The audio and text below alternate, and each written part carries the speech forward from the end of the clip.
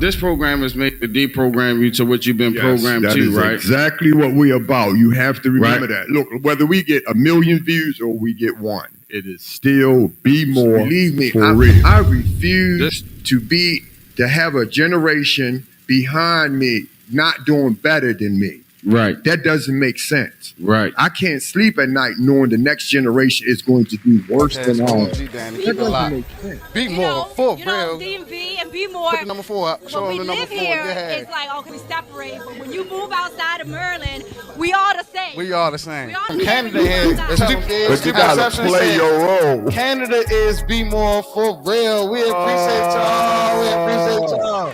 That's an applaud if it never was one. We appreciate Welcome to BMore4Real podcast.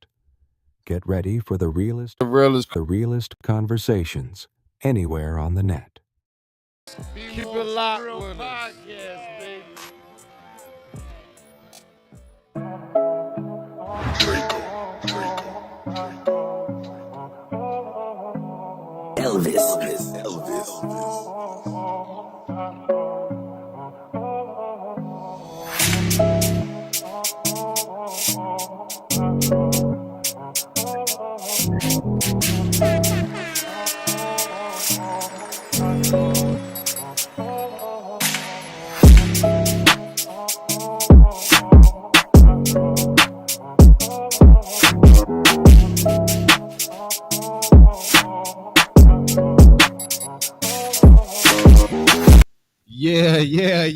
Make sure the mic's on. Be more for real. Be more for real. Be More for real. I am Uncle Wayne. I am OMG Danny. It's another Wednesday with y'all, man. Another Number Wednesday. 1 podcast in Baltimore. This is your first time listening. Make sure you like, share, smash the subscribe button for sure. Y'all already know. Yeah. Realest conversation. Subscribe, y'all. the We need net. those subscribers. Yes, sir. Be more for real. Be More for real. And it's Wednesday, and our guest Another for this Wednesday. lovely Guest host. Monday. Special guest host. Host. We're gonna let her introduce her. As we do it here on Be More for Real, you do it yourself. Okay. I'm Wendy Bozel, and I was a former candidate for mayor. That's how I met Wayne. Ta-da. And Uncle Wayne, I'm not sure exactly how. It's Uncle Wayne, Uncle Wayne. absolutely. So I just want to make sure I address you correctly. And then I'm a Baltimore City teacher, and I also am advocate for the things that are going through in Baltimore, like high BG&E bills and water and our education system. Whoa, Yeah, a teacher we gonna within clap that itself. Bam, and applaud. I want you to say a teacher in Baltimore City talking about an applause. Yeah, You gonna need clap that up. applause. And this is actually your Over second and time over here. and Yes, over. This is my second time here. This is So actually thank your you. second time here, I so we appreciate appreciate that. you. You're always welcome here. It's like Aw, you're like thanks. family here, so we appreciate Hey, thank we you. appreciate you for being here. Be more for real. Brought to you by Real Welcome, Explosion. Wendy, to Be More for Real. So tell us more about being a teacher. All right. I have been a teacher for 10 years in Baltimore City. I used to be a teacher in Baltimore County, and my mom says, they don't need you in the county. They need you in the city. So, because she was a Baltimore City teacher for like 15 years. So I changed, and I became a teacher in Baltimore City. And oh my God, what a change. I walked in my classroom. I had no heat, and I couldn't drink the water. I'm like, where am I? And no books, no computers. I'm like, I had to walk outside and make sure I still was in the United States. I was so angry to see the stark difference between Baltimore County, Baltimore City. Wow. And, 3 years no heat at the school I worked at. Tell us. Listen, we'll Be More for Real, so we like names. What school did you start at? I mean, listen, we'll Be More for Real. For real, I was So at we like to expose things like that. So when you first came to the city, my first job was Sinclair Lane Elementary School. They gave me a laptop about 25 years old, and it didn't work. And they said, go down to the, see if you get it repaired. And they said, no, you can't repair this. And they said, you have to talk to your principal to be able to get a new laptop. She was like, sorry, not in the budget. So I guess you get your own. So I bought my own laptop for my first week at school. What Interesting. age group was this, or what? I'm a special educator, so I had grades 1 through 5, basically, This doesn't make in any one sense. classroom. I mean, you just hear that story. Grades and 1 through 5 in one just classroom. listen to that story. Wow. Wow. Before we get too deep and All right. before we get too deep down this rabbit hole, we got a I could have- comment once already. You said teachers, Send the we just icon. We appreciate you. Send the couldn't help icon. but to get into it. Send the icon. He said, "What's up, family? We appreciate you guys." Family. Speaking of a send to icon, I wanna appreciate my brother, big brother Eric for the gig. You know, EBJR, man, we appreciate you. Every week he got your brother dripped up and dripped down. You Yes, you understand what I'm saying? I had It's to more than give it just to a him. material. It's a movement. We appreciate you, good brother. I still got Hey, the mug. put it up. You got to bring it up. I got You the got mug. to bring. I You got have some drink in to. my cup. And absolutely, we do like. I'm about to sip it up. Each and every week. We like the gear. But we appreciate you for sure, man. EBJR, man. Make sure y'all go ahead and check out the gear, man. We definitely appreciate you keep guys. the meaning. Believe me, it has a meaning behind it. Like I said, the designers that we have in Baltimore, you gotta understand. Now his clothes has a meaning behind it. It does, absolutely. Even though Daniel flew by it, I told you leave the meaning up, sir. It's very important. Hey. Sorry about that. Sorry about that. But look, we appreciate you guys for joining, man. We got a bunch of comments. What does this say? What does this say? Midlife? Bro Logic, we appreciate you guys. He said, yo, anyone but Brandon Scott. He said, let's go. Let's go. We appreciate the comments, man. Send the icon said, thanks a lot, man. We appreciate y'all. Spam the comments. Spam the like button as well. If this is your first time joining us, hit that subscribe button. Subscribe, y'all. as well. BMore4Real, we need. Before we get too deep into it, though, I have to ask you, Uncle Wayne, how was How your week? was my How was week? your week? How We was your forgot that, y'all. We have to remember how was that week. But you know, with me, I don't complain. I got my physical again today, the last physical, and everything went well. And I don't complain. Do you see? I leave it in God's hand. I keep telling you, you say, you keep bringing up God. But you see why? You say, I'm 61. You look young for your age. See, one more time, I leave it in God's hands, and I don't complain. You know, I understand what it's about.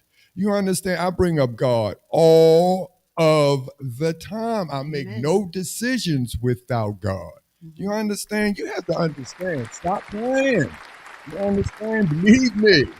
You want to wake up tomorrow. And then, because some people, I said this right now, they are obituaries.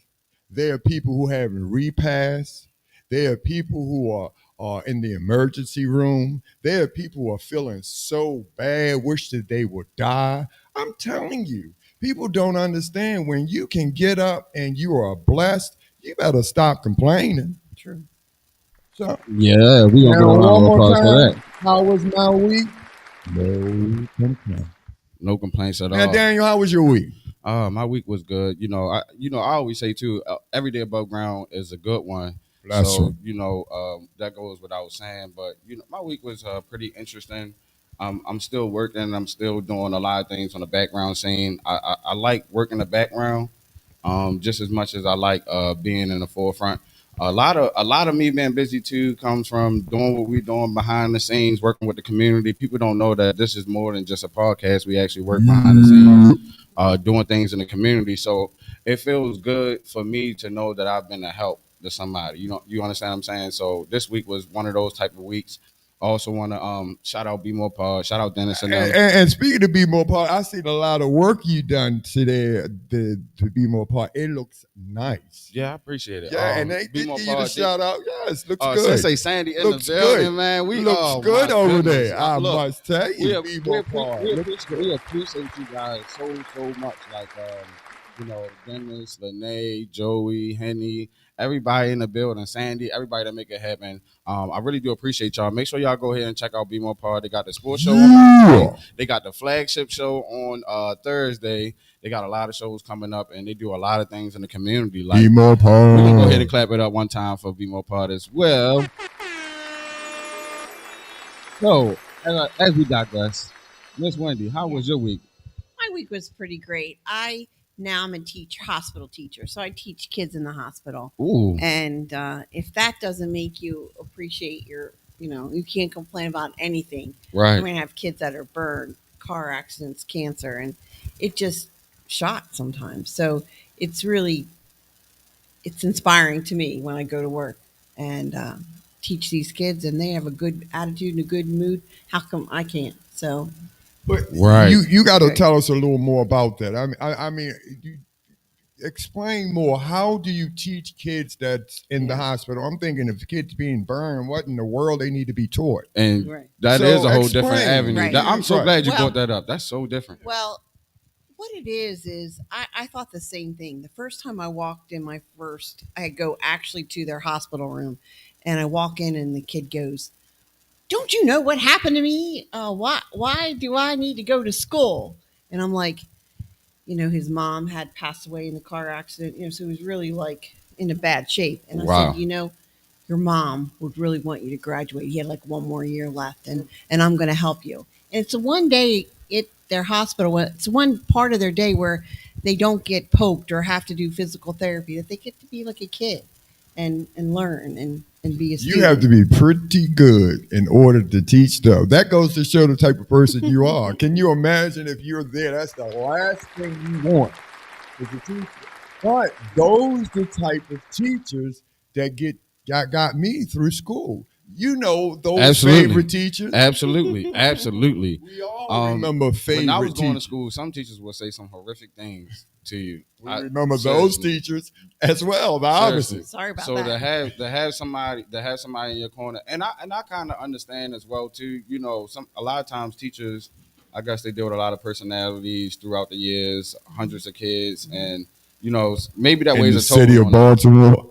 Yeah, teachers are severely unappreciated in today's society, and they deserve a lot more recognition, a lot more pay. Certainly. Deserve to be one of the most highly esteemed and noble people of society today. But unfortunately, we don't agree. see it like that. We and then like right now, a lot is going on with the teachers in Baltimore. Matter of fact, what is this blueprint? Can I ask you a few of these questions? I mean, Okay. I really want to dig deep. Since you're here, let's dig deep.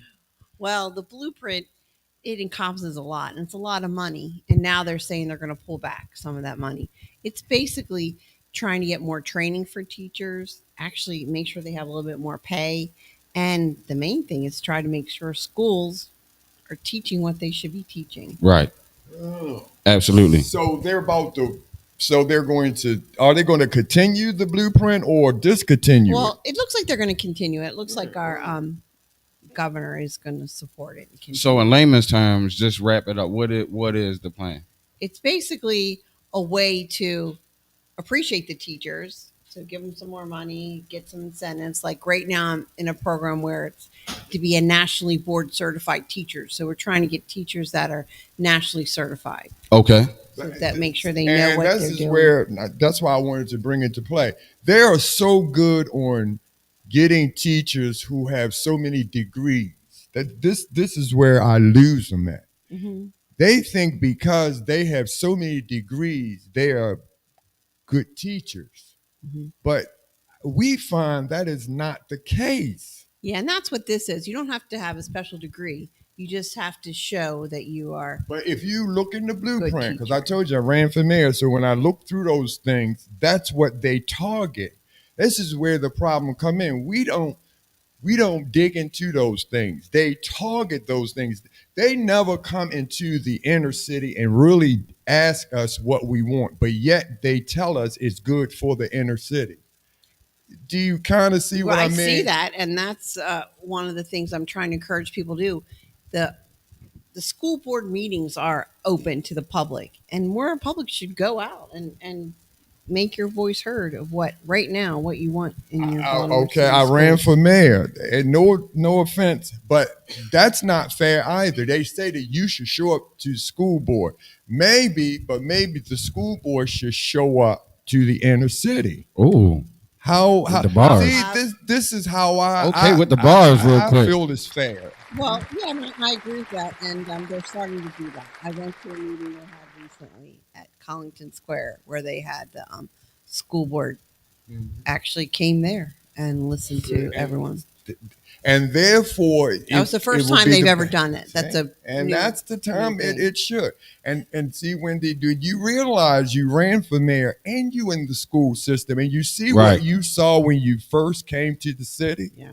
See, God doesn't Right. make mistakes. No. Right. We're gonna go ahead and clap that up. Wendy, welcome to Welcome BMore4Real. to Be More for Real. Wendy, welcome to Be More for Real. Wendy is a part of our guest women host for this month for Women's Month, and we definitely want to honor the women of our country, and definitely honor the women of our history, the women today and of our history as well. With that in mind, though, I do want to go ahead and honor. We want to honor another woman in today's Right. pastime. Woo! Right now, if you don't know the woman that you're looking at right there on your screen, I'm gonna tell you briefly about a woman by the name of Billie Holiday. Billie Holiday. Her real birth name was Eleanor, Fagan. She was born on April the 7th, 1915 in Baltimore, Maryland. She passed away on July the 17th, 1959, New York City. She was born in Baltimore to her parents, two parents. Her father was roughly not there all her life. She found solace in music, especially jazz and blues. She was idolizing singers like Bessie Smith and Louis Armstrong. At a young age, she faced hardships, including being sent to Catholic school reform and experiencing abuse. By her early teens, she moved to Harlem, New York, where she found her stride as a singer and dancer in nightclubs. Excuse me. Her rise to fame started in the 1930s. Billie Holiday was performing in Harlem jazz clubs in 1933. She recorded with producer John Hammond, who discovered her and introduced her to Billy Goodman, leading her to her first recording, Your Mother's Son-in-Law. Billie Holiday's distinctive voice, phrasing, and emotional depth made her stand out amongst many others. She began working with top musicians like Teddy Wilson, Count Basie, Artie Shaw, breaking many racial barriers for the first time, especially as a black female who was on tour with an all-white orchestra. The breakthrough that she had caused her to also become a political figure during this time. Her life was overshadowed by her personal struggles that she battled with, including drug addiction, and her arrest as well. But she became an icon during the 1930s through the 1940s. She was born right here in Baltimore. We're gonna go ahead and honor a great woman, let's hear it. Billie Holiday. Oh, let's hear it. It's Billie Holiday. That's one we should honor. Yes, we should, and we do honor her. I live in Upper Fells Point, Okay. and that's exactly where she grew up, right on 200 South Durham. That block, it's like an alley block. So what we've done to honor her is we have murals on the whole, going right down to the block. We have lighting. It's just different aspect of her life. But one thing that that really gets pushed down in history that should be put forward about Billie Holiday. She was really the first person to use music to try to make change. Yeah, she did. And the song that hopefully everyone knows or should know is Forbidden Fruit. Yep. And in that song, she explains what she saw, which is devastating. Her car broke down, and she was trying to walk, through like some wooded area to try to get help. And then she came upon a lynching. 3 black people were lynched. And that's when she wrote the song Forbidden Fruit. Wow. And that's why she was arrested so many times. They told her, if you sing that song anymore, because she was putting a voice to what was happening in the South that shouldn't have been. And that's why they arrested her so many times. They even planted drugs on her. And that's why she gets a bad rap for taking drugs. But actually, a lot of it was to make her look bad. And that's how they lived. And listen, in them days with Billie Holiday days and the blues, that's how they enjoyed life. Right. If you saw them when they sung on them stages, they sung their life. Right. Mm-hmm. If you looked at them, they had liquor. Look Right, when yeah. they sung. Yeah, they had their joy to speak, but they could sing. And if you played, their music was their life. It really They got was. tired of entertaining white folks and then have to come through the back door, right? She had to do that.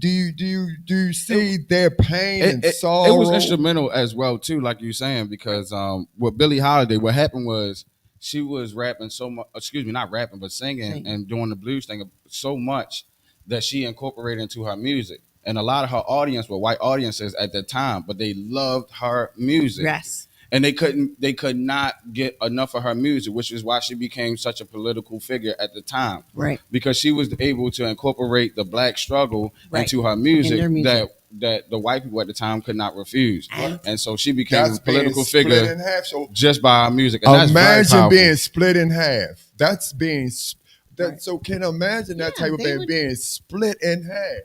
They would tell her if she sang that song, Forbidden Fruit, they'd arrest her. So they'd plant drugs on her and say, whatever, and arrest her. Wow. Right. Yep. You never know. Imagine the stories that's not being told. Right. Whoa. And we, Upper Fells Point Improvement Association, just got another grant. So we're going to do some more murals and some history about Billie. Maybe we will do something. Billie Holiday actually has another statue on Pennsylvania Avenue. Yes, it does. They need to destroy that statue. She has a hold up.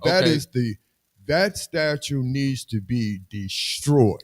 Why? That is I don't mean any harm. That's an insult to Billie Holiday. That is, first of all, that is the ugliest statue I have ever seen in my entire life. Well, and it should never be put up. And I don't know who did it, who approved it. But first of all, that's an insult. Somebody asked me to name 2 structures that hold water. I was like, well, damn. Look at the statue. Listen, I would go all the way. We had some icons and things that we look for. You can take the time and do it better. She's like the Serp Lady, or it's horrible. And I'm not saying the Serp Lady is ugly, but it's just it wasn't Billie Holiday, and I really don't appreciate that statue there. And look at the statue. Well, to be honest with you, at least her memory is cemented in history. That's what I care about. Her memory, her legacy is cemented in history. That's sad. When we shoot so low, we are black people in this Pennsylvania Avenue, and we got to accept it just because they put it up there. We got to stop, and especially, Daniel, when I get on you are 30 years old, stuff like that, you should say, that need to be removed and get a young brother that's doing artwork at one of them schools to do one that's correctly and tell the story. That's a great way, because we showed a great picture too. And give her appreciation. Well, I mean, that's a great way of looking. I hope that you can come visit. That's why I said, because she was beautiful, and let's be that. And women that are beautiful, we need to keep that on. And that's an ugly. When you see kids look at that statue, it makes them look at an ugly person. I'm telling you, and it's not fair. Well, so come on now. All right, we'll have to work on that. We'll have to. I'll help you. We need a grant for that one. That's something to spark our interest. Because they gave us a grant to update We're looking into that. Our on the Billie Holiday BMore4Real level. So. There we go. On the BMore4Real level, I don't know why we so into statues. As long as we recognize people and carry their memory on, I think that's the best way to honor them. That's true. In my opinion. Not with an ugly statue. All right. BMore4Real. Brought to you by way of Real Explosion. Realest conversation on that. Okay. So tell us more about Wendy, other than. Tell us about your little more Wendy and Wendy's life. I know sometimes when you look at me, you think, this blonde the politician, girl, the teacher, politician and stuff, but you don't see the struggle behind that. I have 3 girls, and I got divorced, and I had to struggle to raise them. So I would be an Uber driver. I was going to night school so I could get my master's for teaching, so I could make a little bit more money. And then the day that I signed my divorce paper, that night I walked across the stage at Coppin and got my degree in special ed. Wow! So shout out Coppin. Look at Wendy going to Coppin. Shout out Coppin. Congratulations to you as well. Yeah. So you see me, but you don't see that struggle that I went through. And my dad, he went to Mervo, and which we need more trades, and we've talked to that before. Yeah. And he raised our, my brothers and sisters, 5 of us, by, being a machinist, and he got his training there. Right. And he was there for 30 years at Right. Coppers, and then it was Kadon. And that was right in West Baltimore. But he had to work the night shift. So, that put a lot more responsibility on me being the oldest of Absolutely. So raising my tell boys. me, and this is Women's Month, so we want to make sure that we exacerbate the point of Women's Month. And you brought up the point of you going through a divorce right before you walking across the stage. Yeah. What significance and how much of an impact did that have on you? And what do you say men could do better to facilitate women that's going through the journey Well, that you went to at the time? Like, what could have been done better on the man's part, Well, if any? it was really tough for me because I had married someone pretty rich, so he made me sign a prenup, and I Okay. didn't realize the prenup made I got nothing. Okay. So I had to, figure it out, Right. and it was very difficult. I had to figure out how to get food stamps, how to get money for school, all those things where they just don't hand it to you, and I think I'm pretty educated, and it was hard, like very difficult. They should make it easier to get the help you need. I don't know. To the one in the city or the county? In the let's see. I guess I went to both. Yeah, Okay. yeah. But Okay. they both were difficult. Okay. Okay, so what was the toughest thing about you going to college and going through a divorce? What do you think was the toughest part about that for you I guess as a woman? not having any time because I took night classes till like 11 at night and worked during the day, and then took care of my kids too. So it was a lot. Okay. Okay. Listen, I'm trying to figure it out. do you have So I any understand. regrets? No, I feel like you said, I believe that God has always led me, and I feel like he turns all things into good who those who believe in him, and he turned it into good for me. And Absolutely. I would never be where I am now and working and trying to make a positive difference. I wouldn't be. Absolutely. We're gonna go ahead and clap that up. And send the icon said congratulations, Wendy. So is there anything that you think that you could have did better at that point that you would have changed? I mean, we all have our regrets. So is there like something that you would say to yourself that you regret not doing at that point that maybe could have? Well, my youngest was, she was very young when I was going through this, like 13. So I kept on thinking that she was older. So it hurt her to be alone at night when I was going to class and things like that. So I wish I would have changed that, maybe taking a little more time to finish school and not be pushing myself so hard at night and not being with her because you can't buy that time back. Spoken like a true mother. We in honor of Women's Month. Come on, man. Y'all know what's up. That's one of the things I'm on, when I say that, but that's the choice. When you make that choice to leave your children, and whether you go to work or go to school, that's a choice you make. And when them children turn out the way they do, and you say, oh, I wonder why, I was such a good mother. Do you see? When you make that choice, that's a choice you make. Yeah, and we're gonna go ahead and clap that up. And we're gonna go ahead. I can't say it is women though. But it pays. It's Women's Month. It We're gonna go ahead and shift over to the topic of the night. The That's topic, the topic of of the night. the night. We're gonna go ahead and tip it. Go ahead. We're gonna go ahead and kick this off. Politicking in Baltimore. And what better person to sit and talk to with a former, well, actually on this panel, there's two former Baltimore City mayor candidates Right. that's sitting right before you on this very same panel. So we want to talk about politicking, and we're gonna get into that. And one thing I heard you bring up earlier was the BG&E. So Yes. please tell me a little bit about your discoveries and stuff like that. Well, I've been working against BG&E now for, I guess, 5 years.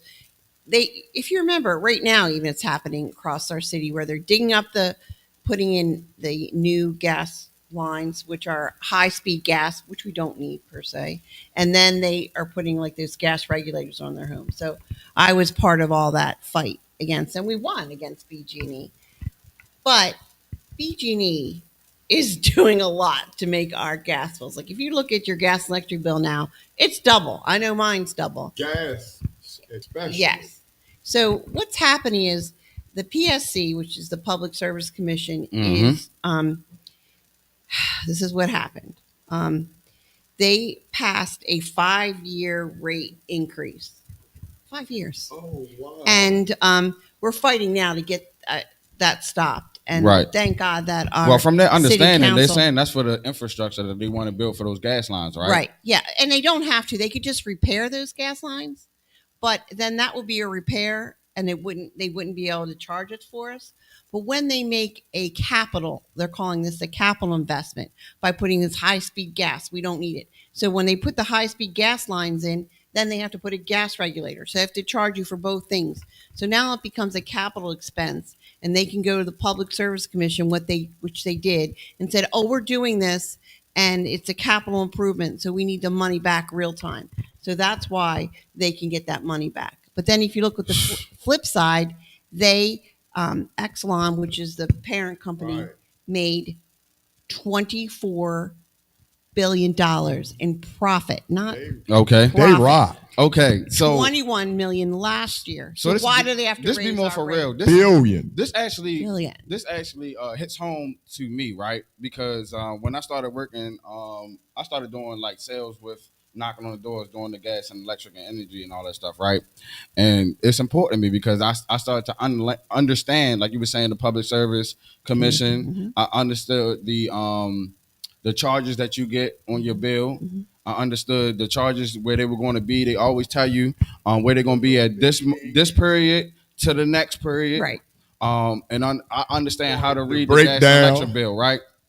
But one thing, as it relates to this topic, is that I used to do a different side of marketing too, just calling on the phone, letting people know that look, you are paying for services like BG&E. You can get them to replace your light bulbs with energy efficient light bulbs, shower heads with energy efficient shower heads, aerators, which are the things in your sink that had the water flow down. They can all be energy We efficient, need to right? talk about them bulbs. But the thing is, you're already paying for that expense.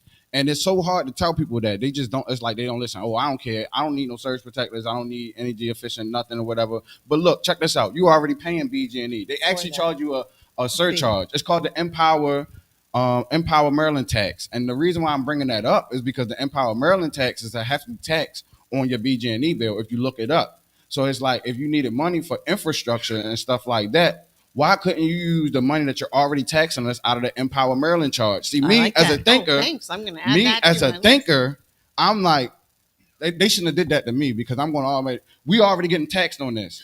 You understand what I'm saying? So, and we're getting taxed heavier than other states as well. Yes, we are. So Maryland taxes, period, are higher than a lot of the rest of the country. They're double than Even any to county. re-register your tags and all that stuff, with your driver's license and everything, is way higher than even the next closest state, Virginia and Delaware. So you tell me what's going on. But anyway, as I digress, Brandon Scott, his biggest supporters during his campaign was BG&E and the Epsilon. Yes. See, people don't understand how this stuff works. Right. I follow the money. So Right. BG&E is an Exelon company. Yes. Exelon owns a lot of the gas and electric distribution. So this is what I'm saying about our politicians being bought out. Yep. So now that and by the millions, I think he had over $1 million in his campaign donations, and those hefty donations came from Epsilon and Yes. BG&E. Yes, they did. When you look at them, and so now I don't think that Brandon Scott can do anything about the BG&E crisis because they paid for your campaign, brother. You bought out, you sold out. You understand what I'm saying? This is what we have to refrain from. And I like Brandon Scott. That's my man. I had a real conversation with him. And I told Uncle Wayne about that that's too. why we said talk. I love Brandon Scott. That's my man. He actually, in the middle of him getting his clothes from the dry cleaners, I ran into him and his security guards was trying to shoot me off. And he like, no, let the brother come through and I'm going to talk to the brother. And I sat there and had a 10, 20, 15-minute conversation with Brandon Scott. But what I'm just saying is that that's something that we all disagree with. And now we all in this conundrum with this energy crisis because of his deals with the BG&E. But so listen, it's time but that was that. deep. Look, give me some love here. It's time to uproot that. But I'm loving how you said it. So now you see I'm teaching you. You can love them all you want to because this is what you call a village. Because you learn in a village who's who. That's how we were sold out as slaves. White man didn't come in Africa and just take us. Okay, they were never that powerful. There's no way a few of them come on those ship and just come take us. Listen, we were manipulated by people, just like you said, Brandon Scott. You see, they they manipulated us close to the line. Yep. But there were other ones saying, "Don't go close to the line tonight, yo." Hey, look, you about to you Get preaching, it? but I would love to hear your But intake listen, on all hold this. up, really After he quick. finish. Hold After he on. finish, After of I course. finish, the reason why I'm telling you this, you are going into leadership. This is what we're telling you now. You got to feed off of this. And you see what you learn. You see how we're being sold out. Right. That's why the bills are so high. That's why the BG&E bills that we are paying are so high. Right.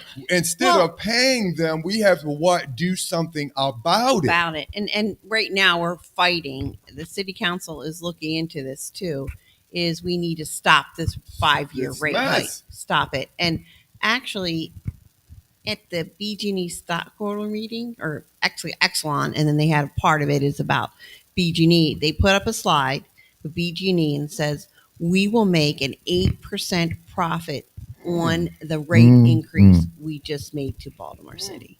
So explain to me in layman's terms in case I don't understand what that means. What that means is they're saying we're raising the rates in Baltimore City, so we're going to have an 8% profit based on that. After they already made how After many? they're About making 24 billion. 24 billion, 21 billion last year. So This is what I we think are the allowing them to Public do. Service Commission shouldn't say, "Oh, you're having a capital expense. Okay, we'll refund it." It should say, "What is your bottom line? How much money do you have, and why do you need to have extra money?" Right. And also, little side note, I just want to throw in there. I wonder how much of this actually has to do with the bridge collapse. Oh, how soon do we forget that bridge did collapse? And the amount of influence it has on the economy, like even the major materials that we use as far as construction and stuff like that comes through that port. So when you're talking about rebuilding, building any infrastructure, you still gonna need the materials to do such building. I wonder how much impact that bridge has on that. And When you talk about the bridge, you make my tears come to mind. I know, but we gotta look. See, look, I'm not a conspiracy theorist at all. And well, our port is open now, and that's the main thing. It is. We have and Baltimore doesn't realize we have the. I think it's back up to 80% functionality. We have one of the now. largest ports because we're the most western port. So Eastern. We because our port is inland. It is the closest to the west than any other ports that are right on the coast. Okay. So then we Copy. save money on they save money on ground transportation because it's further in. Right. And I get what you're saying. once again, this is the time for us to go. We could have went in and negotiated so many different things. I said we could have. And even to build the bridge back up. Because guess what? The trade school, would have been graduating right now at the trade school? Right. The welders. They would have been ready to do the contracts to put the bridge back together. Do you see how everything would have worked itself out? These would have been powerful moves we'd have been made. We'd have been no space left. We'd have been taken over the way we supposed to. But instead, look where we are. Down here fighting over gas and electric bills, and they still making billions. And and guess what? It's not going to get better. It's going to get worse. Right. Well, and Brand also sold away the conduit, and now You talking about Harbor East? the conduit, like the the conduit. Okay, Yeah. okay, yeah, I know what you're talking about. So what he did? You said he sold it away. Yeah, he. Man, I didn't even know about this. Wendy got all the info. Yeah. Spill it, Wendy. Tell us more. He basically did a quick deal, and the comptroller Bill Henry was like, "It's not a good deal. Don't do this deal." They would rent all the lines under the city, and they needed some repair. So instead of us repairing it and getting the rent from BG&E, we gave them the conduit, and then they agreed. I remember that. They agreed to spend 143 million to repair that. So then they can take that 143 million and say, "Oh, now we have a capital expense. Mm-hmm. Renting the line is not capital expense." So then they can take the capital expense, go to the PSC, add that to the other capital things that they making up to do, and then they can raise our rate. And so that's why the So deal it with hurt Brandon us. Scott was so crucial. Let's put it in That's layman's why. terms so that And- you will understand it. And Because yes. now, instead of the state or the city, owning the pipes that deliver you gas and electric, right? Well, Now it's owned by the supplier, which shifts the ball. The person that's in control is the supplier. No wonder why you got price hikes, because they control everything. They control the board now, and so that's the most important part about what's being and Brandon said. hired, not this year, but his last term, the lawyer who had been the lawyer for BG&E for 30 years to write up all these things. This is the part that blew Right. my mind. That's How you can that knew, happen? You knew that didn't make sense. And it happened because look, We I knew mean, that didn't make sense. It happens to the best of us, and this is why I wish politics was more real. And remember, we're talking about politicking in Baltimore. We're gonna get into the women aspect of it soon. Politics But look, is real. This is what I'm talking about, politicking in Baltimore. It's as Because, real as like it I could said, get. who were the people that donated to his campaign? They are responsible for him being in office. Mm-hmm. So he cannot go against what they even lobbied for, because they already lobbied on his behalf and got him reelected. That's what I'm saying. Is that not people clear? have been doing this. Is that not clear? These people have been doing this for years. Brandon Scott is new to this. I already said that they have been doing this for years. Listen, I have nothing against Brandon Scott.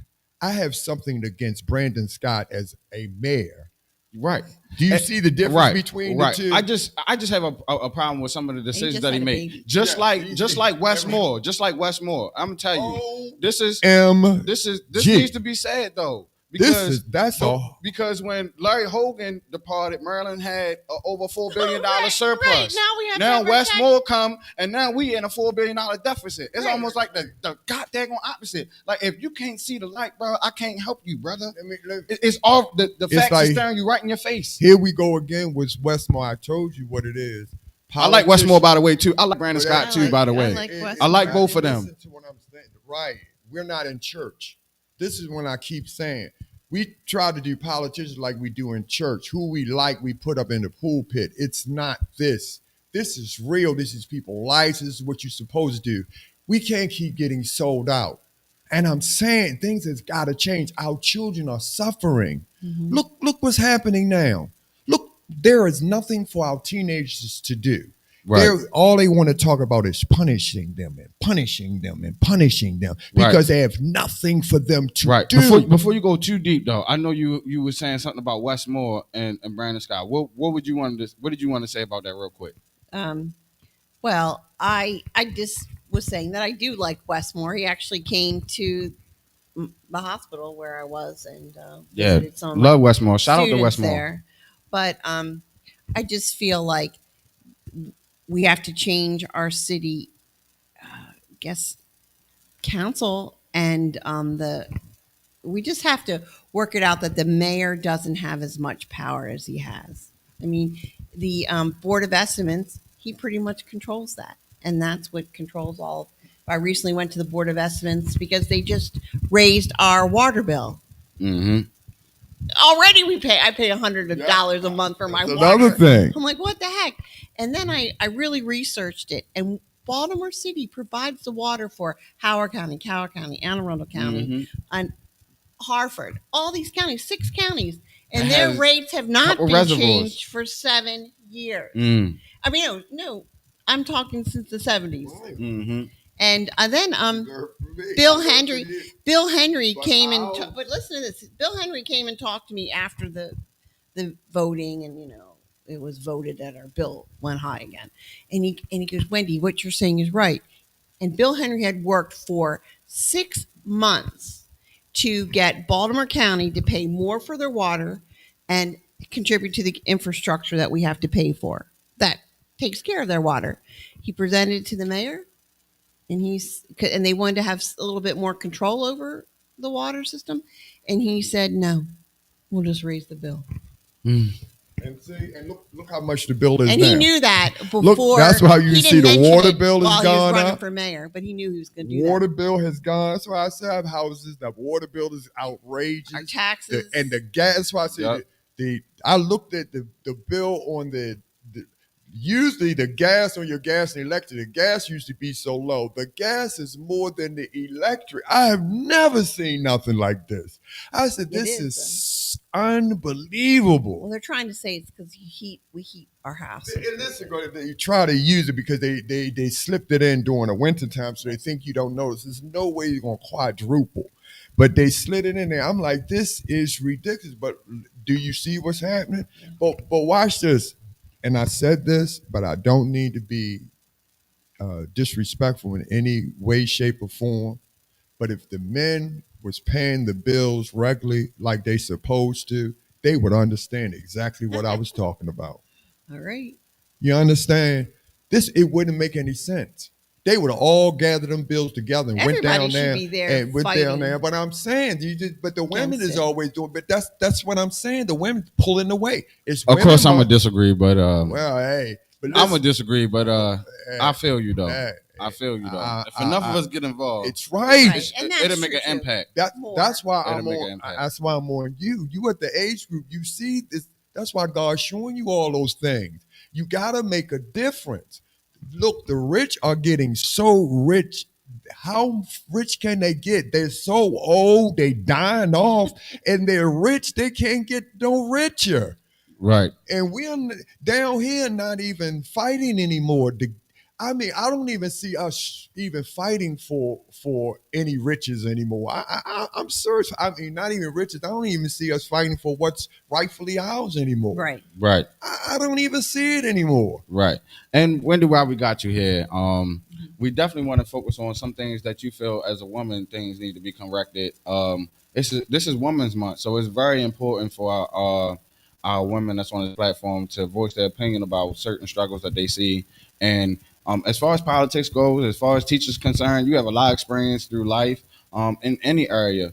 What are your concerns as far as being a woman in your field? Well, being a woman, we still don't have equal rights. Like the Equal Rights Amendment still has not, really worked for us at all. Women's rights are still not. It's still up in the air. Right. What would equal rights look like to you? Right. Well, I want to be able to, like, for me, after my divorce, it was really hard for me to get a loan to buy a house. So I had to get my family to help me and everything because I was a woman, because I was single. And they don't look at you the same way for a loan as if you're a man applying for a loan. It hasn't been long that we've even been allowed to own property as women, but it's just the salary differences. I think we really need to look at that. The women are always doing more or the same job and not making the same amount of money. So I would like that to be worked on. And I guess the main thing is just that we have equal opportunity for jobs. I mean, look at who is in charge. It's mostly men, not women. And we are multitaskers. We can do a way better job. Right, and this is about empowering women, and this still be more for real. So there's several points I agree with you and disagree with you on, of course, but we want to make sure that women are heard at this particular juncture. So what in what areas can men help facilitate the process of getting women employed, gainfully employed, making sure they feel like they pay for the same skilled labor as the rest? What can we do to help facilitate the process? I don't know if it's that simple as that. I mean, I feel like we need to look at legislation and try to work that right now. Right now in Annapolis, we should all be there on Monday night so we can get our voice heard, so that we can get some bills passed that will help women. True. Do you feel like women are equally represented in legislature and government? No, not in legislature and government or in government either. So I guess that's where it would start at as well. Is just getting more women into government positions and legislature and leadership and leadership, law enforcement, things of that nature. That's I would agree. I would agree to a certain extent. I would agree because all of our women deserve equal opportunity. Everybody deserves equal opportunity. Everyone does. And that's what I mean. I don't know about that DEI thing, which I'm about to ask you, which I'm definitely about to ask you. But for what it's worth, Diversity, equity, inclusion is not just about black people being included in the No, it's workforce. not. It's actually about It's anybody that's women too. minority and underrepresented, which is what I try to Right. stress to the people as well. But as I Yeah, digress, there's many women in leadership roles that now are not right. after this. So 9% of But 9% Trump of really businesses, wasn't targeting women. I keep trying to tell you he's not Well, targeting women. He with might not that. be, but he's they are targeting included in that. He's really targeting gay and blacks, but he's really targeting gay. You Yeah. can even tell about that is exactly what he's targeting. That he used that as a sign of weakness or a sign well, that's of he crazy. don't People want can see it around. like that because, from my standpoint, it seemed like he really targeting immigration and other countries and tariffs and, But that's and stuff like that. on a different That's side. different Because side. different He is side. doing also, what we need to realize too is that this country gonna get a lot worse, or it's gonna get better because of the tariffs and stuff that he doing. Trust me, there's gonna be a lot of, there's gonna be a whole lot of collateral behind those choices that he making. But who's to Speaking say, of that, what do you think about Trump? I just look at him and I listen to him, and he's not presidential. He's not like taking a more. He should be embodying of all of America, not just one section of America. And I feel like that's what he's doing. He's not being the representation of everyone. And I think he should hold himself, especially when he was anytime he has an outburst or yells and stuff, that's not presidential. Let's talk and try to work things out, and I think you'll get a lot more accomplished. okay, Well said, Wendy. But, okay. That's what he's not. And Trump is really, really angry. And I told people he's angry at people who didn't vote for him. I said, you think not only he's targeting the people who took him to trial, he hates people who didn't vote for him too. He's doing that. That's why he's messing with everything. He's messing with all those people, and I'm so scared. All those little things who didn't vote for him. He has a way with revenge. He does. That's just how he operates. Hey, I wouldn't say that, and I'm definitely not. I'm definitely not a Trump supporter. Look who's he targeting. I'm definitely not a Trump supporter, but I do like the way that he handles himself with a backbone. Like how do young people say? If it's up, it's stuck. Like, yo, we not about to sit here and do this dance around. If I don't like you, you don't like me. I can appreciate that as a person. Like, now we got mutual understanding. Yo, I don't like you, you don't like me. Okay, but he that's don't operate fine. like that. Well, If he operate like that, it'll be fine. The issue with me is that we got people like, see, this is why I didn't agree with Kamala Harris. You fighting for women's rights and all that stuff, but you locked a lot of women up in California as Attorney General for truancy laws. And a lot of those mothers that you locked up were black, just like you claim to be. And not only that, their children had sickle cell. Their children were in the hospital. You understand what I'm saying? Like that, they didn't have a teacher to teach them in the hospital, like we talked about earlier. Like, excuse me, not all states do. You go into the hospital and teach now, right? Like you were saying. So she locked those mothers up for truancy. She wasn't the best. I don't think she was the best choice. Kamala Harris. I don't do. She just wasn't the best choice. And Trump, when he went down there, what was it, Puerto Rico, whatever, when he had the major national, and he started throwing out paper towels like he was making it rain money on them people or whatever. The country might be wrong, but either way, I can respect Trump for being exactly who I know who he is for what he is. That's fair. That to me is way easier to deal with than somebody who's always inclusive. And this is what I think we should get away from: the Democrat and the Republican. Why we have never? Well, watch this. Let me tell you something. Well, I'm not an advocate for the Green Party either. But let me tell you something Trump doing to see if you appreciate this. Why are there only two options though? Democrat and Republican. Let me tell you something he's doing to see what you appreciate.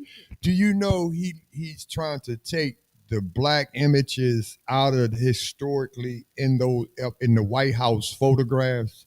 He don't even like black images up there. I'm telling you, he's taking Well, he them just out. took down the Stuff like Black that. Lives Matter. He took Yeah, that Black Yes. Lives Matter Boulevard, right? Yes. 16th Street, Washington, D.C. Things Yeah, like why? that. Why? 16th that? Street, at a certain point was Do you renamed kind Black of Lives get what Matter I'm Boulevard saying? after So the Freddie Gray I incident. can understand. Correct. Listen, I can understand that. I drive in DC though all the time. I'm gonna Why get some take pushback, that and me down? as a black person, But I'm gonna get why- some why pushback. give Listen, That road is not accessible. It ain't been accessible since. I'm talking about taking black The road people ain't been accessible looks since. out there, but you and are DC president. traffic already bad. Now you want to block a whole block just for, and I Hey. think that's super hyper. You talking about statues, ugly statues? I think that's a Listen. poor representation of black people. Listen. Even Black History Month, Listen. I think is a poor representation of Black History Month. Like Morgan Freeman said, you're going to relegate our history to a month. Which month is white people? But Daniel, History that's month? not the reason he's What doing is it. Jewish people history Or month? is that the reason he's doing it? I don't know why they did it. Okay. But if that's not the reason he's doing it, don't give him credit because I'm that's not- if he those was are- doing it for that reason, if that was a black man doing it, understand we that. gonna get your opinion too, Wendy. But stop. But Listen, to me, that's a low. don't take Can I black people faces out. Hold on, and hold on. all that. Do you understand what I'm saying? I understand. Listen, I understand completely. But I this can is what I'm understand saying. if you were a man to live across the street. You can have all those Oh, we about to get issues you into it. want to, but you can't be my president feeling that way. Oh, we about to get into it. This, Do this you be get more for what real. I'm saying? This be more for You- real. Look, you we can't- gonna have a conversation, and Listen to Wendy, this. you just like any other Oh, yes, you guest know, sitting here Wendy, at the table. Wendy can hang just like right, the rest. right. So look, I'm about to swing this. A couple different ways. Okay. You understand what I'm saying? Double entendre style. So we as a people, right? We always Democrat, Republican. They trying to push it that way, right? And like I was saying, DC, they made 16th Street Black Lives Matter Boulevard, right? Okay, that gives you some solace. But really, what we fighting for is equality. Like you were saying, like a woman, us as black, we fighting for equality of opportunity as well. That does nothing to us. That's almost as powerful as telling a white person you can't say the word nigga. Because, I mean, if you say, look, we control, what we own to me is the word nigga. You can't say that. But as far as anything else that go on, you don't got no control over. So that's a small victory. That's not even a moral victory. But to me. guess what? To have a little street to honor. But something a Daniel, little you know how many years of oppression, slavery, abuse, Jim Crow? You know how many So many. centuries Even now. of suffering our ancestors did, and this is the best you can do. But guess No, what? That's not. No. and I agree with you 100%. low-level But you ready victory for to me. this? But you ready for this, That's Daniel? low level. That's their piece of the puzzle. Where's yours? I'm gonna give you a chance. To rebuttal, Everybody too. need their But piece of the puzzle. Also, You get what I'm saying? I wanted to swing it to Wendy because Wendy, you are a white woman, Yes, so I you am. ultra different. You're ultra different than black people in a certain perspective, right? Right. In a certain perspective. So as a white woman, right, seeing what's going on with black people, what is your standpoint on where the government deals and handles? Because Well, it varies person to I- person. So, and look, you have a job, so protect your image and And protect that's yourself. his question, But be by for the way. real, be for real, and we appreciate you. Well- And don't attack her either, because this ain't that type of platform. We're gonna be respectful. Look, we let her respect answer this the woman question. sitting up here right now. Wendy so can handle think herself. about it. Think about it before you disrespect. This is somebody. BMore for real, This y'all. B-More for real. This is She's a hero in this this is- society. been my life. I worked for Nielsen TV ratings. I had a cushy job. I had expense account, whatever. I went around the whole country finding out what people watch on TV. I'm like, what am I doing? I'm not doing anything.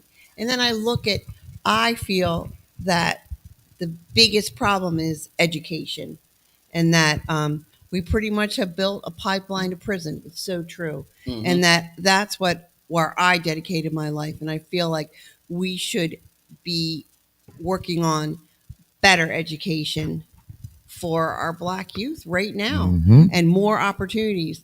And that's what a lot of money should go to. Yep. It should be that. Yep. Because when you look at who's in our prison system, 70 or almost 80% didn't have a high school diploma, couldn't read. What other choice did we give these kids Right. or adults really, than crime? And so if you want to make a difference, that's where the difference has to be made. And look back at like Frederick Douglass. He's one of my favorite people. He he didn't. His owner, Miss Ald, she didn't know the rules that she couldn't teach him. She's like, oh, he can't read, and she taught him how to read. Then she was told, well, you'll get in. You can't teach him anymore. Her husband told him that, and then but you know what he did? He kept on trying to learn. He was at a rich house right in Fells Point. He would take bread. He would go out in the street. He would Frederick Douglass. uh-huh. He would. Know the Fells Point? story. Yes, he grew up in Fells Point. Wow. Frederick's another one of my Okay. favorites. So one of our I stories. love, I Yes, love it that. is. I just had to. So what he used to That's do, he interesting. would take the bread and he would go out into the streets and trade with the poor white kids and get them to teach him more words and how to read. And Right. and my favorite quote from Frederick is, "When you learn how to read, you'll be forever free." Give it the applause. We're gonna get that. We're gonna pack that out. We're gonna pack that up. Let's go ahead and get the comments. Saying shout out Sensei Sandy. She said agree with don't give him your reason for taking anything down. He's not doing for the reason that makes sense. So I mean people don't do things that make sense to us, right? And to me, it's all inclusive, right? I think we have to really unprogram ourselves. And like I always say too, this program is made to deprogram you to what you've been programmed to, right? Absolutely. Because there's a lot of discrepancy between the black and white community, black and white education. There's a lot of LGBTQ and all this other stuff. They got us divided on so many levels that we can't even get our head straight on what to wrap around. So to put this all together, I think that America is being antiquated, right? This is why we're dealing with the issues that we're dealing with, because we're antiquated. We're dealing with laws that came from the 1700s, the Declaration of Independence. It said it was written July 2nd, 1776. It said all men were created equal. It starts with that, Yeah, right? but you weren't. And it was ratified and it was signed on August the 2nd, January 1776. But as I regress, I want to say that at that same time they had slaves. They all had slaves. So Right. what men are you talking about being created equal? Right. And then at the same time, women were not created No. equal. So we're fighting like a multiverse, a multi-universe type battle. Well, we you didn't- understand what I'm saying? We didn't get to vote until like 1922. 1921. Right. That was the yeah. third wave of feminism. Feminism, You could vote, but I couldn't. yeah, the third wave. Well, actually, they had the grandfather Well, they clause had, then yeah, too. you're right, yeah, So okay. your grandfathers had to be able to vote in order for you to vote at the Or time. you They had to always own had property. laws. They had all kinds of Right. They things. always had You're laws right, in place. You're right. Or you had to pay the vote and all that stuff. They had a lot of laws. Take a test. Right. They had a lot of laws in place that black people didn't benefit from. Right. But as I regress again, I just want to say that this program is made to deprogram you to what you've been programmed to. Because a lot of times we don't have this conversation about what's going on between black man and white man, what's going on between black women, white women, what's going on between black politics, white politics. And this is why it's so crucial that you are here. You actually play an instrumental, monumental part in what we're trying to do here in creating a platform where it's comfortable for people to speak on all different sides, because we see things from different angles, Right. but we want to resolve this without being disrespectful, even though some of our views may be disrespectful and how we conceive or perceive those views may be disrespectful to us. We still want to deal with it on a be more for real level, Okay. in a be more for real manner. So it's also important that you're here. As I Thank regress one last time, I want to ask you this: Okay. as a white woman in America, All right. what do you think that there is? What do you think America can do for black people that would make us feel that much better as citizens in America? That's a hell of a question, brother. Okay. And I know you deal with it too. You're a Baltimore City school teacher. I'm a so Baltimore school teacher. I know you've been through the Wendy. I don't know how this is going to come across, but I feel Be more like for real. there shouldn't be such a separation because of color. Like, I feel like that I should be able to teach kids and not say, everything based on Black History Month or this month, that you can do things. You can do it. It doesn't matter what color you are. And I guess I think I want to get away from color and let's work together. So do you feel like color places a limitation Yeah. on you? So if you say like as a black person or as a Right. white person, Yeah. you automatically I get placing a labeled, limitation and I'm on people. I would Yes. agree with that. I actually Not would agree. yet. I'm gonna go ahead and Not type till that we up. get our reparations. I'm gonna Well, go ahead I and agree with agree that. with that. But I Now, feel when like, we get our reparations, then we can move on. I know a lot of people do this. A Well, lot of I people do. really want us to like to move on, and a lot. I do too. I don't want the first black nothing to do, but it really is a conversation we really need to have Right. I agree. about reparations. Right. I think somewhere along the line we have got to have that conversation. Some way down the line we do, and we have a do. comment. Let me get to you, Sensei like- Sandy. Look, let's get to these comments, man, because we gotta acknowledge them. She said, agree with. We already read that one, right? She said, that's real, Danny. Listening to another and trying to understand each other is so important. She also said, I think getting away from color sounds good, but it never happens in our lifetime. Yeah, And I'm so glad you mentioned that. And Right. we're going to talk about it just briefly while we got you here, because at the same time when you say you don't see color, we all see color. I think Right. that I really Well, think I wish we didn't. I mean, I'm I not wish we saying didn't, that. but we're not colorblind unless we are legally But- colorblind. But by definition, we are But different I think colors and race. Our kids are starting to be that way. God did not. No, I God don't- did this I for a don't- reason. God made sure we was separated this way for a reason. So I agree with that. It's Listen, in the Bible. Listen, we all have. It's in the I have to Bible. look into We that. all have I'll our show we you. all have our differences. He's separated. Of course. My thing is this. God separated. My thing is this, and I'm gonna cut deep with what I'm All saying. right. I'm going to cut deep with what I'm saying. I'm gonna hit so many things about what I'm about to say. Okay. So brace, and hold I'm on ready. to yourself. It's be more for real, right? I mean no harm, but All right. I mean to tell the truth. It's the same thing as we do with our kids when we lie to them about Santa and everything else. Oh. They say that you don't see color is to say Santa bought these gifts for you. The tooth fairy and put this money under the pillow for you. And you got people that you are programming just like this to be lied to, and then you expect the truth. And see, this is the thing. I'm gonna stir the pot. I told you I'm gonna hit you a couple times. Law enforcement officers. I talked about this on my Facebook earlier too. Law enforcement officers legally are able to lie to you during the course of their investigation, whatever, at any point. The law enforcement officers, they can legally lie to you. They can legally lie to you. They can say, yes, sir, I'm not gonna lock you up and all that stuff. And then as soon as they get their hands on you, they throwing you in cuffs, which is a lie. They can legally do that. But then you expect the public trust. And at another token, how do you expect to gain a public trust when it's legally acceptable for you to lie to the general public? It don't make sense. It's the same thing with the Santa Claus bullcrap.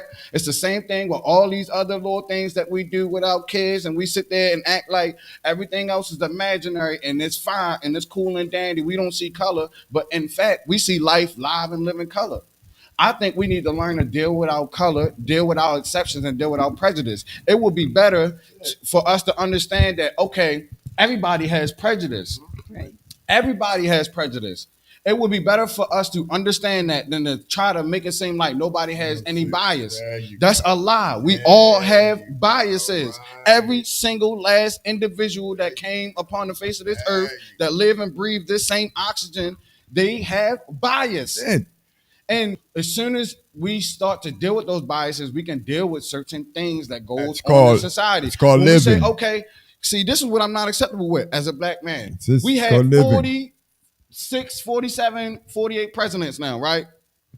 Only one was black, and he was half black. That's half acceptable. That's half unacceptable. That's half unacceptable. How in the world do all these, and you want us to be cool with that? No, I'm not cool. I'm not one black, right? That's what I said. And see, make no sense, right? This, like I said, I'm gonna stir a couple pots. A black man will never run this country. A black woman will never run this country. They showed you time and time again. A true black man, a true black woman, you ain't never gonna run this country. Get over it. Get over it. I don't believe. Let's deal with the facts. Let's deal with the facts, and let's move on from there. Because this country, we are in 2025. We still dealing with laws from 1776. I told you, we all created equal when y'all had slaves right there in the White House. picking up cotton, killing them, lynching them in the White House at the very same time in 1776. So all men wasn't created equal when you made it. But what I do like about the forefathers, what I do like about the laws, is it says that we have the power to change laws from its very foundation. Right. But we are scared to change those very self-same laws. You just said it.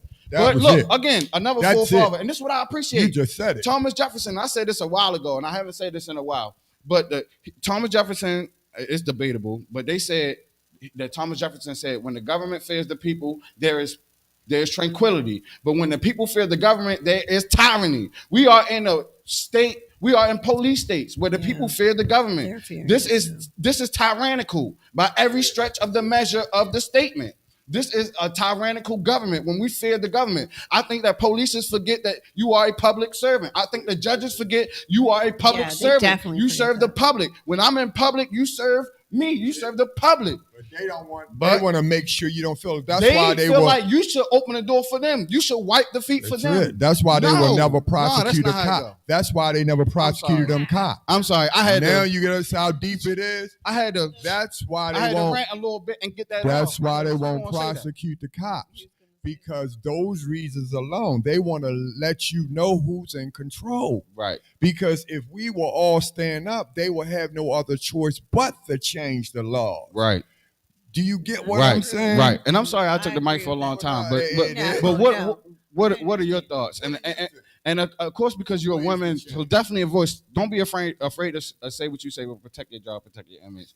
We're gonna protect you too as well.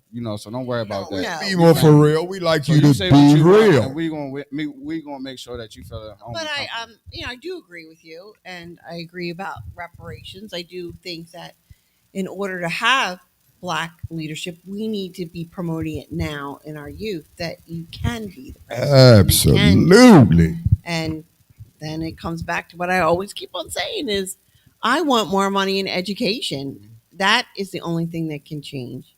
I mean, I look at myself, like I first had my A degree from Community College of Baltimore City.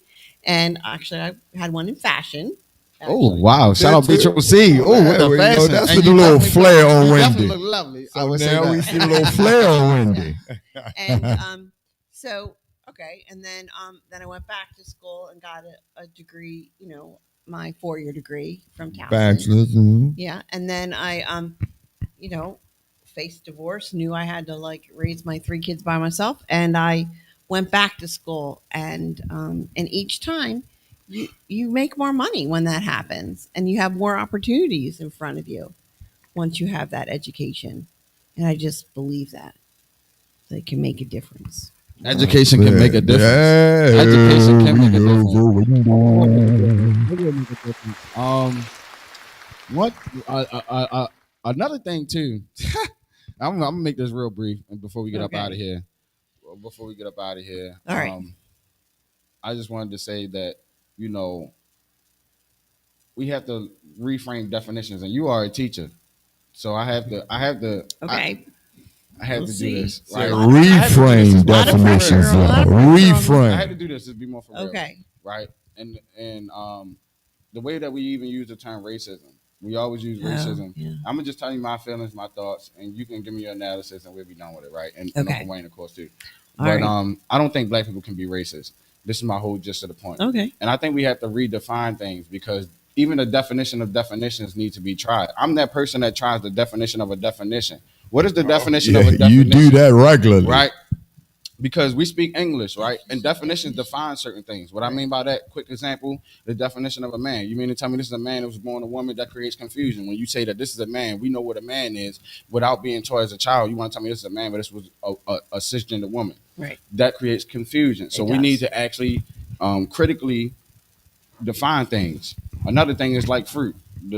I don't got time to get into it, but the definition of fruit is a sweet and fleshly flavored, whatever.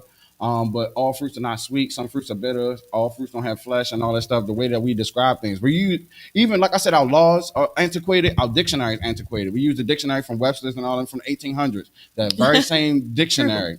So, but our words, our vernacular, vocabulary, idioms, sarcasms, words of speech, onomatopoeias, all of that stuff has changed in this day and time. Our literary language has even evolved. So this is why we don't understand the laws the way that it's written. But reason why I say that is because black people can't be racist. Now, racism is different from prejudice. Everybody has prejudice, Okay. but everybody can't be So- racist. Now, that's why I was saying that we put words together, race and ist. Those are two words. It means a profession of, or you are a perfection at it. Let me give you an example. A pianist. This person has perfected the piano. He's a master. He's a professional at the piano. A gymnast. A gymnast is a person who excels at a gymnast, right? A literist, a linguist. It's a person who has a profession, who to study Okay. language, whatever, et cetera, et cetera. So now, racist, you mean to tell me is a race of people who have perfected race? There's only one group of people that have done this on the whole face of the earth, according to like etymology standards, not dictionary standards. Like, where is the word derived from? What Okay. meanings the prefix suffixes come up with that? And the most major thing is that if a black person don't like a white person, that's not gonna stop you from getting a loan, the house, the job that you want, none of that stuff, your credit score. But if white people don't like black people, you can get red line, you cannot get that job. There's a lot of adverse effects of white people not liking black people. So it can't be the same. We can't say that black people are we can't use the same word in that regard. That's why I use my word strategically and say that all people are prejudiced, but only white people can be racist. And that is my standpoint on that. And I'm gonna leave you with that. I know it's deep. I know it's deep. Well, that one's a tough one for me. I know. But you're a teacher. I had to like. Let's bounce. Okay. Let's well, bounce. I Let's bounce. really hear what you're saying, and so from what your interpretation is, I can be a racist, but you can't. Absolutely. No, white people can. As a whole. White people As a general. as a whole. That's As a what general. she said. Yep. As a general. But by being a racist, you're not saying that you're prejudiced, or is it one and the same? No, I'm just saying that your prejudice holds more weight than my prejudice. Because me being prejudiced against you, let's say I think that you're a white lady and you're weak and all that other stuff or whatever it may be, and I end up like Emmett Till at the end of the day because I know the power of the white man and the white people. Because that's what happens in this world all too often. You understand what I'm saying? And it's been happening in this country for centuries. For centuries. So I use Emmett Till strategically when I say that too. You know what I'm saying? Just whistling as a white lady. As a white person, if you hear, like I went to school at Coppin, I also went to Morgan. I live in the city. I teach, and when I was at Sinclair Lane, I was like the only white teacher. Right. So I felt prejudiced, or I guess racism the other way. I'm glad you brought that up. That makes sense. I was the only white teacher, and so did I get a raise? No. Did I get bad reviews all the time? And then, it's because that makes sense. So she negated that makes the sense. point. The other way. The other way. Oh, look, that's a different point. That's a different point. But we don't cut that up, by the way. And so that's what I was saying about, because we say, okay, we don't want our kids to see color, but in all actuality, if I was a black person and I was in a room full of white people, I would know I'd stick out like a sore thumb. Yo, I know I'm the only black person here. Same thing for you. You're the only white person in a room full of black people. Of course you're gonna stick out like a sore thumb. Ain't nobody gonna be like, I'm colorblind and all that stuff. No, we know you white. We know you black, whatever. Like, yo, let's deal with the prejudices up front. All that fronting, like the Tooth Fairy about to do something and Santa Claus, that's that Disney Channel stuff. But save that for Disney Channel. When it comes to the real world, it was very eye-opening to me because I had not been that way, growing up. Right. It's just later in my life where I was in that situation of only being the white person at college. Wow. How did that make you feel, though? It was like eye-opening. I'm like, it was eye-opening? It's difficult. That's a spectrum we don't see. How, like, did you feel like unaccepted? Did you feel like attacked? Well, okay, I had two different experiences. When I was at Coppin, it was older adults that were black, so they treated me, like the same, pretty much. It wasn't so bad. I just felt a little out of place because I walk on the campus and I know I'm the only white person. And when I was at Morgan, it was really different because they thought that I was smarter than them just because I was white. And in math class, I'm not so good at math. And I would have to tell some of the kids, like, do not copy me because you are going to get it wrong. That's crazy. Did you hear that, y'all? But That's funny. But it's psychological. It's like, don't, just because I'm white, don't be thinking I can do math. I have all the answers. I cannot.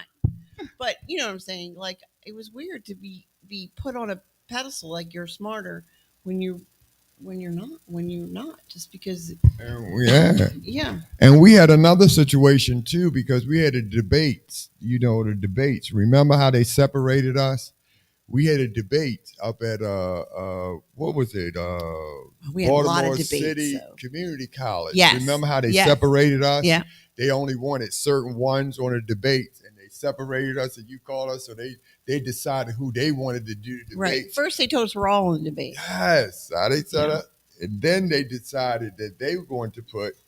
Yeah, Wendy, you a real one though. I can tell you. You see how racist? We know, racist. we know how people get down. So like I said, it's never no malice. Whatever you say, we gonna listen with respect, and it'd be respectful pushback, just like we expect you to give us respectful pushback. That's how I told you. I know Wendy can hang. We need partners on our team. I know like well. You, right. We really do. And we really do. Really, that could just say like, no, you can't use that as an excuse. Just because you black, just because I'm white, don't mean I'm gonna give you answers to your math test. Like, yeah, we getting away with that. I think what people don't realize is, to get where I am now, I sold my 2-acre house in the county. I could have just stayed there, but when I went into a hospital room and there was a kid that had been shot and paralyzed, and he hadn't been to school for 100 days, and he was 2 years behind in school, I could no longer just erase, I'm going back home to my county home and forget what I just left in the city. And that was my motivation. I sold my house. I moved to the city because I wanted to make a change, and I could no longer just go to my house in the county. Determination, Wendy. We appreciate that. And we appreciate you for being here. Like, absolutely, you like Wendy. family. We really love you so much. We love you so much. Like, you one of them real ones. You one of them real ones. This shit, actually, you've been here before. For those that don't know, doing the mayor, doing the mayor. Watch our old right. I told you, watch our shows, and you will see. We never were against you. We always pulling for you. You know what I'm saying? If Uncle Wayne didn't win, we would hope that somebody that. But we're gonna see more, Wendy. There's some other things that in store for Wendy and all. So these women has lit us up. Is there anybody want to give a shout out to real quick? We got another female that's in the house too. We got an engineer female that's in the house too. So we got a shout out Sandy. Shout out Sensei Sandy. Shout out Sensei Sandy. We appreciate you so much. Female engineer too. So that's a good So welcome. So it's nice to have the female all the way around. Yeah, it's definitely a pleasure to have that female energy, especially that experienced woman energy on the podcast. We definitely appreciate that, especially front and back. Opinion, a white woman's opinion. Look, we appreciate that. We appreciate a white woman's opinion. We appreciate everybody's opinion. Even if it don't jive with our thoughts, we appreciate it nonetheless. Wendy, for real. So if you got any shout outs you want to make, please you want to say for the night how they can before follow we end our night, Wendy, and let them know where they can reach you all at the same time, Wendy. Right now, you can reach me on my Facebook. It's Wendy for Baltimore. You can find me there, and I hope to work on making some more change. And I just want everyone, go to City Hall meetings, go to the Board of Estimate meetings, go and get your voice heard at the Baltimore City School Board. You need people to get out there and voice your opinions. That's how we make together, change. Y'all. Together we can get it done. You see what I mean? For real. I don't care if you white, orange, green, or female, whatever. We got to do this together, y'all. That's right. We are BMore4Real. That's all of us together, y'all. Man, BMore4Real. Realest conversations on the net. Brought to you by Way of Real Explosion. Rated R for reality. I am your co-host, OMG Danny. I'm Uncle Wayne, and guest host, we have Miss Wendy. Miss Wendy. Look, #1 podcast in Baltimore. We got a trophy to prove it, man. BMore4Real, man. Y'all already know what time it is. Thanks, y'all. Be blessed. Thanks for joining us, y'all. Be blessed.